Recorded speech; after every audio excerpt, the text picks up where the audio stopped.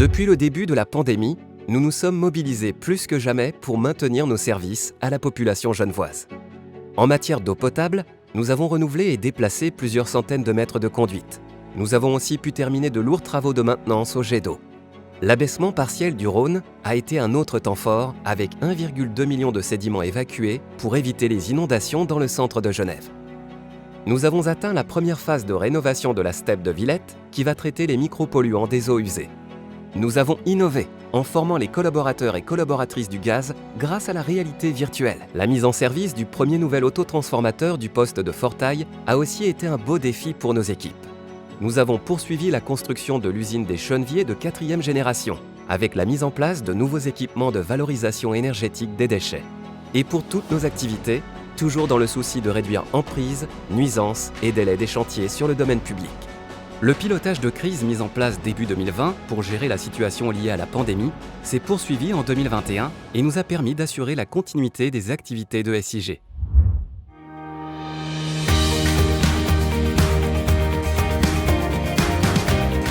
Cette année encore, nos clients sont très ou extrêmement satisfaits à plus de 66%. Notre service client a également démontré sa vitalité en traitant plus de 250 000 demandes et assuré la gestion des déménagements. Le service encaissement-recouvrement de SIG a cette année encore tenu compte des situations économiques ou sociales difficiles de nos clients. La transition écologique fait partie de notre ADN. En 2021, nous lançons un pacte climatique pour contribuer aux objectifs du canton. 15 entreprises s'engagent avec nous pour l'objectif zéro émission de CO2 d'ici 2050. Nous signons avec la ville de Genève une déclaration commune pour travailler ensemble vers la durabilité du canton et nous proposons le programme Partenaire Climat pour accélérer le développement de la thermique renouvelable. 2021, c'est aussi l'inauguration de l'écoquartier Belle-Terre qui fait figure de pionnier dans l'utilisation à grande échelle d'énergie renouvelable locale. En matière d'énergie solaire, nous avons inauguré entre autres les centrales de la zone industrielle du Bois de Baie, dans Chardon, et une de 7200 m² sur le toit de la station d'épuration d'Aïr qui va couvrir ses propres besoins. Et la 31e cérémonie du prix solaire suisse a récompensé la centrale participative du Stade de Genève. En ce qui concerne la thermique, Génilac poursuit son développement avec le chantier de la station de pompage du Vengeron et se déploie aussi à la jonction pour chauffer 90 bâtiments du quartier à l'horizon 2025. En matière d'éolien, nous avançons dans la procédure pour la construction du futur parc de la Grand Sauna. La géothermie aura aussi été un temps fort de l'année. 11 camions vibreurs ont sillonné le canton pendant 5 semaines afin de localiser les endroits les plus favorables à une exploitation de la chaleur de la Terre. Du côté de la mobilité électrique, SIG Move renforce sa présence avec 38 nouveaux points de charge à Versoix. De belles actions d'économie circulaire dans le cadre d'Eco21, notamment des partenariats avec des associations caritatives et humanitaires. Également des actions très concrètes auprès des collectivités, entreprises et particuliers pour améliorer leur tri et leur recyclage.